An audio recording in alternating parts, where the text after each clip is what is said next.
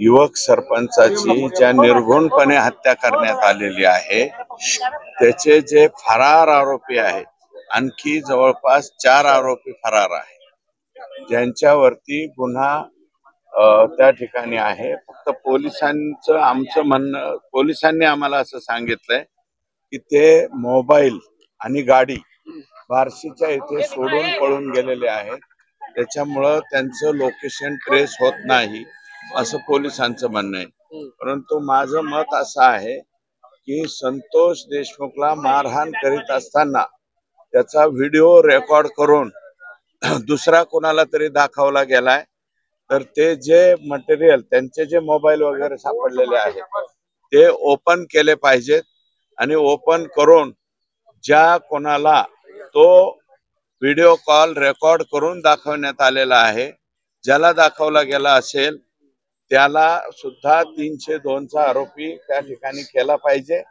आणि पाणी मागत होता, त्याला पाणी सुद्धा पाजण्यात आलेलं नाही आणि जवळपास 1.5 ते पावणे 2 तास त्याला फक्त आणि फक्त मारहाणच केलेली आहे.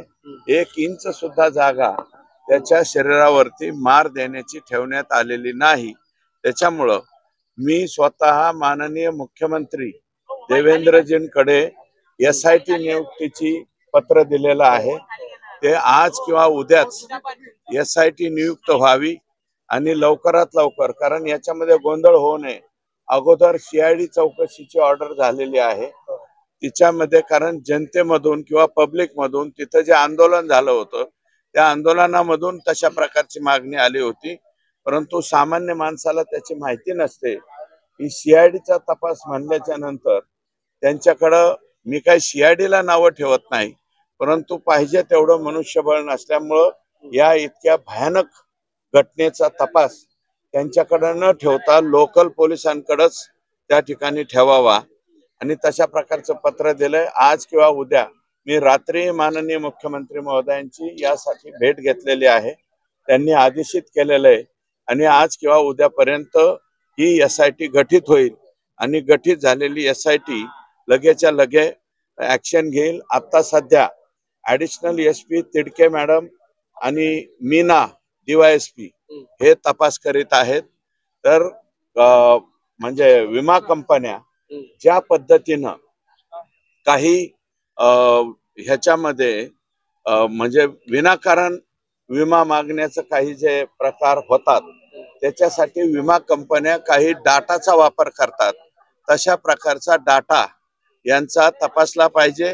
गेल्या 1 वर्षभरामध्ये हे जे आरोपी आहेत यांचे कोणाकोणाबरोबर कॉल झालेले आहेत, कोणाकोणाला किती वेळा कुठं भेटलेले आहेत आणि त्यांच्या अकाउंटवरून काही ट्रान्झॅक्शन झालेले आहेत का, आणि जे म्हणजे पैशाच्या वादातून वगैरे हा खून झालेला नाही.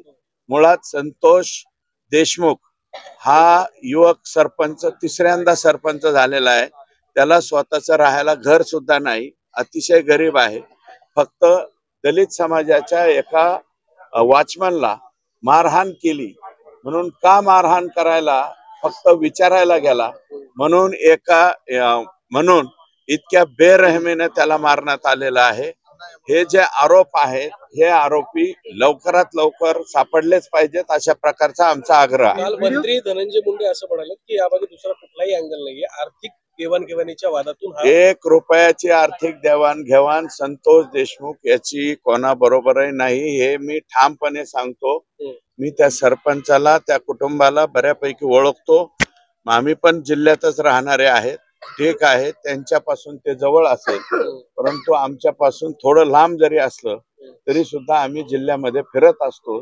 त्याच्यामुळं 1 रुपयाचं ट्रान्झॅक्शन किंवा देवाणघेवाण सापडली तर मी तुम्ही म्हणाल त्या शिक्षा भोगायला या ठिकाणी तयार आहे. चर्चा यामध्ये होते, अंबादास दानवे, वाल्मिक कराड यांना अटक करा असं मागणी करतायत. हे बघा, अंबादास दानवे साहेब हे विरोधी पक्षनेते आहेत. त्यांनी काय मागणी करावी काय नाही हे मी सांगू शकत नाही.